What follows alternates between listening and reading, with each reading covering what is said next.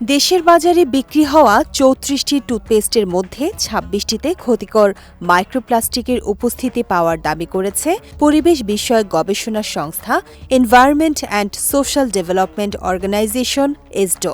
এ তথ্য প্রকাশের পর অনেকেই দাঁত পরিষ্কারের প্রাকৃতিক বিকল্প হিসেবে মিসওয়াকের কথা নতুন করে আলোচনা করছেন।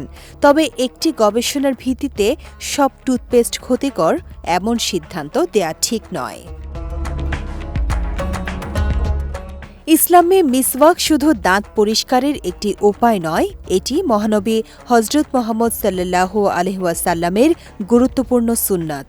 গাছের ডাল দিয়ে দাঁত পরিষ্কার করাকে মিসওয়াক বলা হয়। অজু ও নামাজের আগে মিসওয়াক করা সুন্নাত, আর অন্যান্য সময় এটি করা মুস্তাহাব।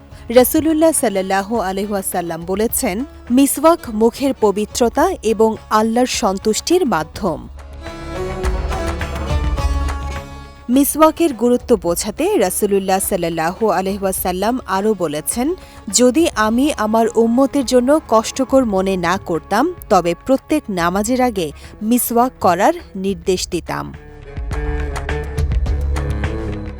হজরত আয়েশা রাদিয়াল্লাহু তাআলা আনহা বর্ণনা করেন, মহানবী সাল্লাল্লাহু আলাইহি ওয়াসাল্লাম দিনে বা রাতে ঘুম থেকে জেগে অজু করার আগে নিয়মিত মিসওয়াক করতেন। আরেক হাদিসে এসেছে, জিব্রাইল আলাইহিস সালাম যখনই রাসূলুল্লাহ সাল্লাল্লাহু আলাইহি ওয়াসাল্লামের কাছে আসতেন তখনই তাকে মিসওয়াক করার তাগিদ দিতেন। ইসলামী বর্ণনা অনুযায়ী নামাজের আগে, অজুর আগে, কোরআন তেলাওয়াতের আগে, ঘুম থেকে ওঠার পর, ঘুমানোর আগে কিংবা মুখে দুর্গন্ধ হলে মিসওয়াক করা বিশেষভাবে উত্তম। রাসূলুল্লাহ সাল্লাল্লাহু আলাইহি ওয়াসাল্লাম জয়তুন ও খেজুর গাছের ডাল দিয়ে মিসওয়াক করতেন বলেও বর্ণিত হয়েছে। মিসওয়াক মুখ ও দাঁতের পরিচ্ছন্নতা বজায় রাখতে সহায়ক এবং একজন মুসলমানের জন্য এটি সুন্নতের উপর আমলের একটি গুরুত্বপূর্ণ মাধ্যম।